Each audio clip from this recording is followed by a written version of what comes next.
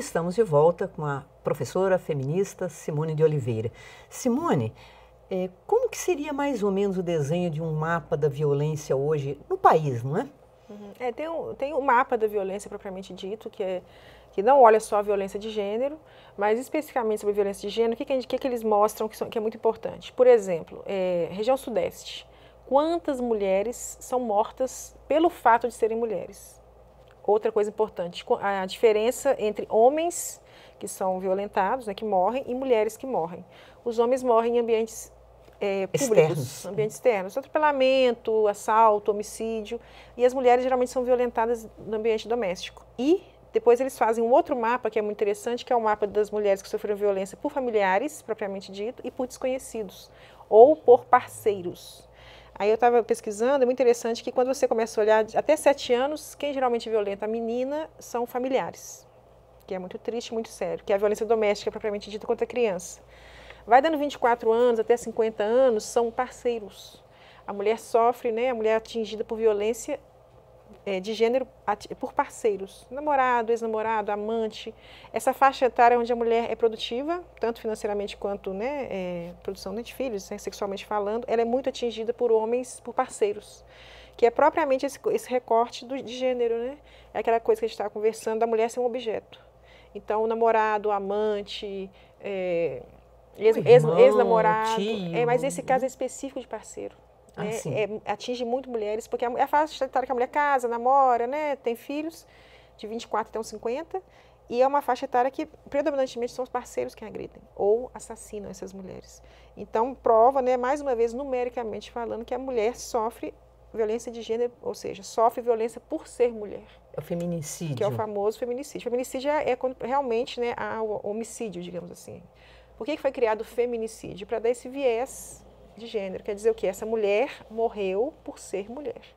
Ela não morreu porque ela estava dirigindo mal e aí bateu o carro ou ela foi atropelada, não é isso. A gente está falando de mulheres que foram mortas, assassinadas por ex-namorado, ex-amante, marido, porque não queria continuar o namoro, porque quis separar, porque queriam pegar a herança, questões específicas de relacionamento entre homem e mulher.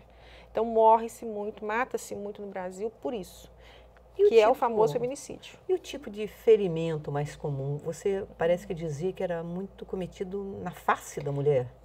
Tem alguns estudos que mostram, né, principalmente esses casos mais hediondos, né, mais assustadores, o homem tende a atingir a mulher onde? No seio, no rosto, quando mata, né, no caso de homicídios, porque ele atinge a feminilidade, né, a questão da beleza da mulher, cabelo, tem uns que raspam o cabelo, cortam o cabelo, machuca o seio. Agora, quando eles não querem que apareça, não quer que apareça o machucado, digamos assim, o ferimento, aí eles atingem a cabeça, porque não tem como ter roxo, né?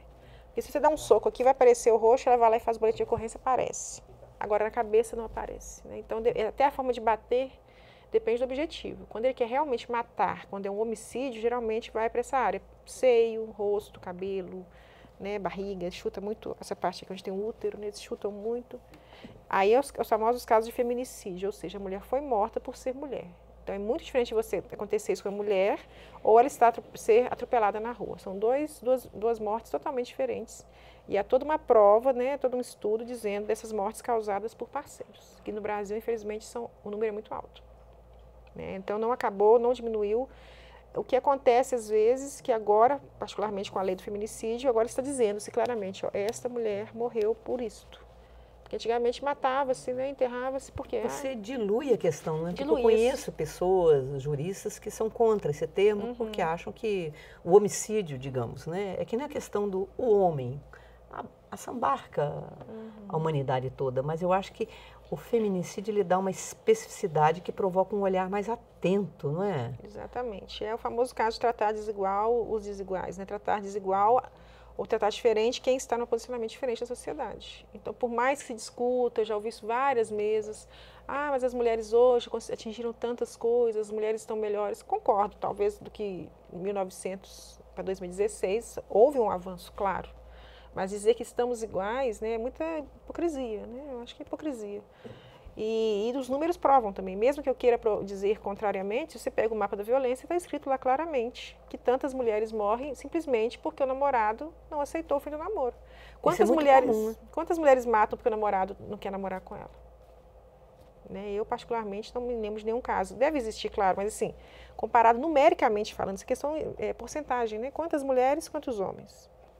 Então, acho que isso prova que as mulheres estão num posicionamento diferente na sociedade. Sempre existe um pouco essa tentativa, né, de dizer que os dois lados, né, tanto homem como mulher, perpetram o mesmo tipo de violência. Eu me recordo quando a gente, nos anos 80, denunciava o assassinato da Leila Diniz, da Leila Diniz, não, da Ângela Diniz, né, e de outras. Aí alguém recordava o caso Dorinha Durval, né, que matou o marido. Mas, olha, é um caso em, sei lá, 100 mil, 1 milhão, não sei. Enfim, para quem estuda esses casos e ouve, né, as histórias desses homens e as mulheres, geralmente, não sempre, mas muitas das vezes são mulheres que foram violentadas várias vezes e chega uma hora que ela... Né, e até por medo, terror que vem a matá-la, ela comete a violência. E mesmo assim, o número é pequeno. Mas, claro, não estou dizendo que as mulheres não cometem crimes, não cometem violência, claro. Mas é uma questão, muitas vezes, né, estudo sobre isso, dizendo que é a questão de proteger, né, de proteger a si e aos filhos. Muitas agridem o homem quando ele vai agredir os filhos. É um momento, às vezes, que ela toma a decisão. Então, agora vai acabar, porque agora você quer bater na minha filha. Então, agora eu vou bater em você, digamos assim. Mas isso é muito pequeno. Porcentagem, isso é estatístico, isso não é opinião, não. Né? Isso é uma porcentagem. Se você for olhar, com certeza é diferente o número. Agora, você já tem um contato com essa questão há algum tempo. A sua dissertação de mestrado é Bem Me Quero? Não, Mexendo no Vespeiro. Mexendo no Vespeiro. Isso. O Bem Me Quer, é um centro de referência de atendimento a mulheres de Contagem. Eu trabalhei lá durante muitos anos, é um centro, né, da prefeitura, que é mais uma luta feminista que teve vitória, que é um centro específico para atender somente mulheres em situação de violência. Existe em Belo Horizonte Bem-vinda, que depois a gente pode pôr o número aqui embaixo, e em Contagem Bem Me Quero. E lá dentro eu fiz um grupo com mulheres que gerou essa dissertação Mexendo no Vespeiro, que eu digo que eu aprendi, na verdade, com elas. O que é violência, o que a mulher sente. Por mais que você estude, né, estude muito, leia muito, quando você ouve a mulher contando é outra história. E o mais interessante que eu considero que as mulheres consideravam na época é que elas sentavam-se, né, em roda e elas tentavam, entre elas, com meu auxílio, claro, estratégias para vencer a violência.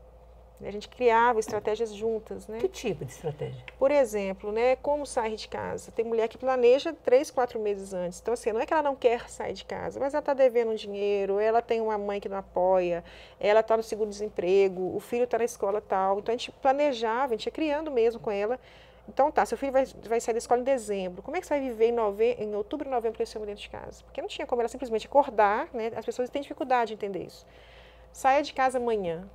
Tipo assim... Para onde? Para onde? Como? Quem vai sustentar meus filhos? Que casa? Aluguel?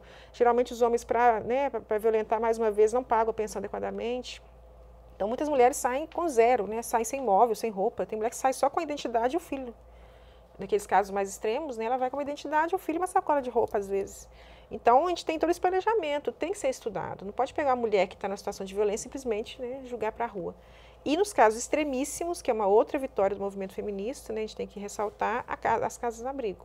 Né? Casa-abrigo, na nossa região metropolitana tem uma, que é a Sempre Viva. Nesses casos extremos, a mulher é encaminhada, mas aí é toda uma questão organizada, é um endereço sigiloso, ela faz o boletim de ocorrência. Esses são os casos vida ou morte. Né? Realmente, se ela voltar para casa, há um risco real de feminicídio. Aí, geralmente, a mulher vai com a identidade, uma bolsa de roupa e a criança. Imagina, começar a vida do zero. Então, a gente tem que ter esse olhar também. Né? Como é que uma mulher sai de casa hoje e amanhã, né? Até para alugar uma casa, você demora 15, 20 dias. Então, a gente planejava tudo isso com elas. E a questão psicológica também, né? Como você vai se posicionar, por exemplo, quando ele chegar tarde em casa, ou quando ele falar assim com você, ou quando ele não falar.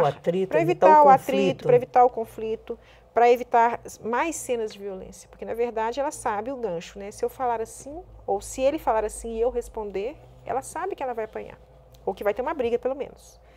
Aí a gente sempre comentava, então vamos tentar diferente, né? Se sempre tentou esse caminho, vamos tentar outro. Claro que cada caso é um caso, tem, né, cada situação é uma situação, e a gente ia criando juntas, né? O gostoso, o interessante, o produtivo, não era eu que falava, então faça assim ou faça assado por ser psicóloga.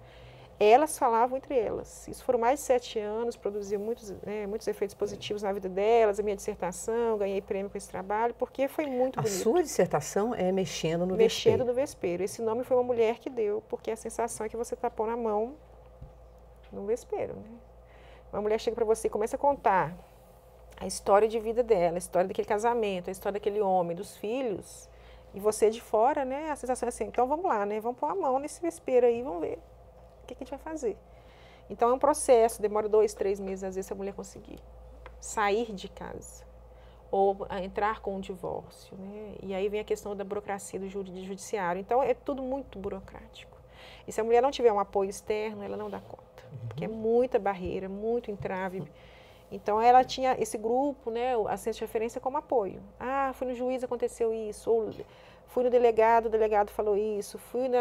E a gente ia conversando, né, construindo estratégias. E foi muito produtivo, né? Apoiando. É a tal da sororidade, né, quer dizer, a fraternidade entre mulheres, né? Vamos fazer um pequeno intervalo e voltamos daqui a pouco, daí já falando sobre a Lei Maria da Penha, a contribuição dessa lei e os limites também que essa lei tem em relação à violência doméstica.